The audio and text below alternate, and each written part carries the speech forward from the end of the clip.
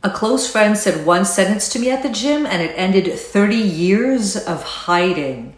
See, I got married for the first time last year at 50 years old. I watched him play rugby in high school. Understand what those 30 years actually were. I didn't fail to find the right man. I chose men who couldn't reach me over and over with precision. That's not bad luck, that's a system. If nobody gets in, nobody gets to leave. And I called it having standards. It wasn't, it was a wall.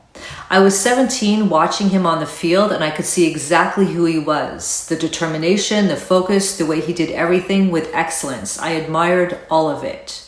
He also annoyed me. So I decided I already knew him and I never spent 2 minutes finding out if I was right.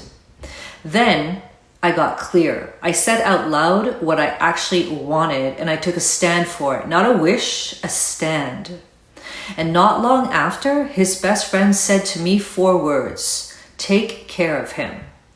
Then the gym, complete random accident. A close friend of mine standing right there. He said, too bad you aren't interested in my husband to be. And I felt it drop, the veil of fear. Heavy, instant, familiar, the exact weight that had shut down this conversation every time for 3 decades. But I know that weight now, so I paused. And pause for me is postpone action until serenity emerges. And instead of the reflex, I said the true thing. I am. 2 words, the veil of fear lifted, and underneath it was nothing but love. It had been sitting there the entire time.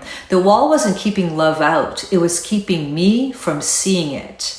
He was my best friend for 2 years before he was my husband. I didn't build the wall to keep the wrong men out. I built it so the right one could never get in.